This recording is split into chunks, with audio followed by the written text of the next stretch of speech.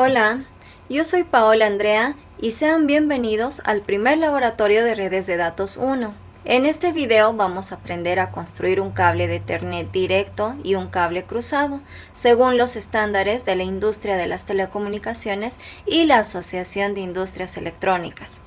Aprenderemos también cuándo usar cada uno de ellos y verificaremos con un comprobador de cables de red. Los materiales que vamos a utilizar serán los siguientes. Un trozo de cable UTP categoría 6. Aquí podrán ver una descripción de las categorías. Podemos observar que la categoría 5 es la ideal para la transferencia de datos en un domicilio y nos funciona en una distancia de hasta 100 metros, con una velocidad de 1000 megabytes por segundo. El cable con el que contamos para esta práctica es de categoría 6, apto para evitar cuellos de botella en grandes infraestructuras, ya que transfiere 10.000 megabytes por segundo en una distancia de hasta 55 metros, y a partir de ella y llegando a los 100 metros, la velocidad baja a 1000 megabytes por segundo. Entre otras cosas, vamos a ocupar 4 conectores RJ45 de categoría 6, esto porque debe ser de la misma categoría que el cable. Un alicate crimpadora RJ45, un pelacables o un cúter, un probador de cables de red o un multímetro. Y por último, vamos a ocupar capuchones protectores para conectores RJ45, que pueden ser opcional, pero es una buena práctica emplearlos no solo como protección, sino para identificar los cables en caso de estar trabajando en un armario de rack de telecomunicaciones. Vamos a comenzar con la construcción de un cable directo, siendo el más utilizado porque conecta dos dispositivos de diferentes capas del modelo OSI, es decir, puede conectar a un router con un switch, una PC con un hub, una PC a un switch o una PC a un router. Comenzamos observando el cable UTP categoría 6, que es más grueso que la categoría 5, porque contiene un plástico que divide en 4 grupos a los cables. Si bien podemos ordenar como sea los colores de ambos extremos, esta no es una buena práctica, por lo que nos vamos a regir a las normas de la industria de las telecomunicaciones, como lo están viendo en la imagen. Estas normas tienen dos estándares para el orden de los cables, el T568A y el T568B. La norma indica que para la conexión directa aplicaremos en ambos extremos el estándar T568B. Nuestro cable UTP vamos a retirar aproximadamente 2 centímetros de la cubierta de plástico en uno de sus extremos, teniendo cuidado de no dañar los pares internos de cable. En esta etapa no podemos olvidar incluir el capuchón que va a proteger al conector si lo tenemos. Ahora vamos a destrenzar los hilos y alisarlos de manera de que ninguno de ellos se monte encima de otro. Procedemos a ordenar los hilos según el estándar T568B, que nos dice que en el pin 1 está el blanco naranja y sucesivamente naranja, blanco verde, azul, blanco azul, verde, blanco marrón, marrón.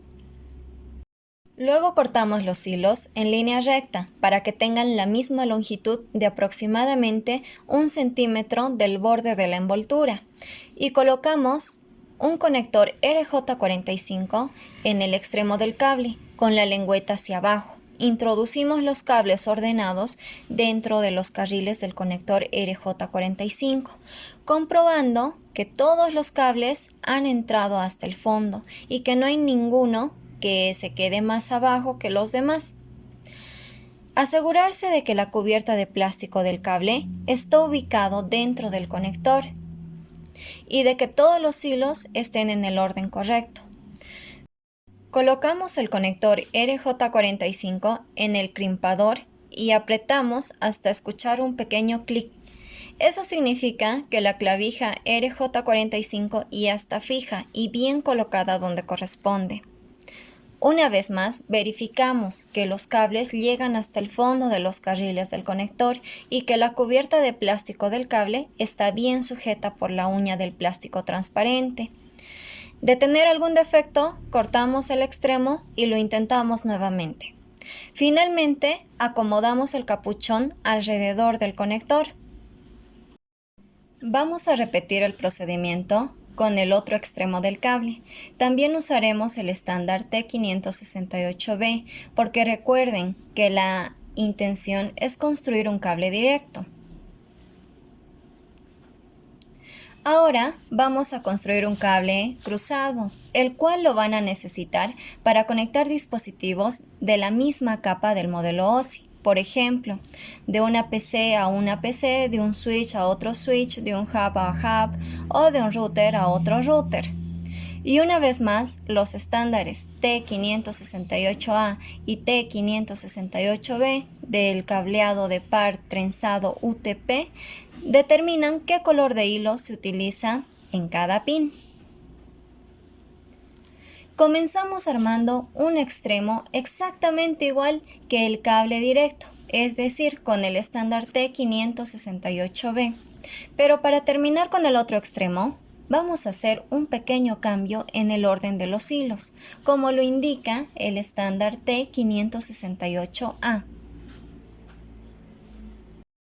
Ahora que tenemos nuestros cables construidos, vamos a verificar que funcionen correctamente, cumpliendo los estándares de conectividad.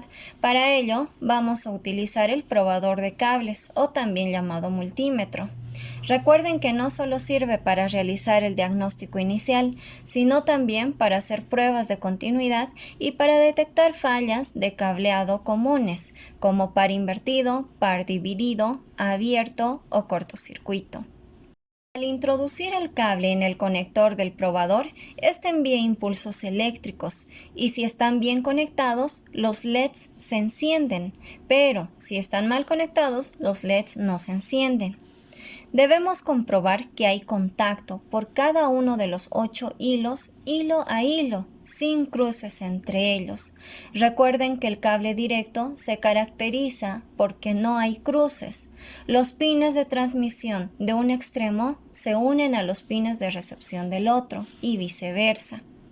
Pulsando el botón Auto, recorre en secuencia los 8 pines del contador RJ45, empezando por el 1 y terminando en el 8. Los LEDs de cada uno de los pines se encienden simultáneamente. Podemos probarlo manualmente presionando el botón Test.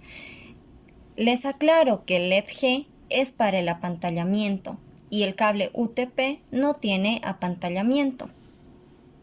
Para testear el cable cruzado, insertamos cada uno de los extremos del cable en los jacks RJ45 del probador.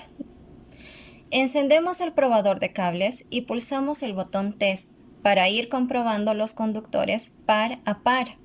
Recordemos que el cable cruzado se caracteriza porque hay cruces. En otras palabras, los pines de transmisión de un extremo se unen a los pines de recepción del otro y viceversa.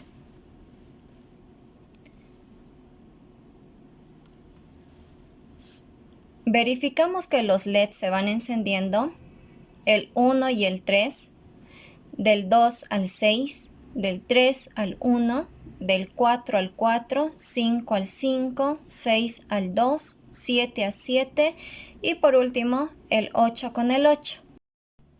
Hasta aquí espero haya quedado claro el armado de cable directo y cruzado y que tengan la información necesaria para la elaboración de sus informes. Nos vemos la próxima semana. Chao.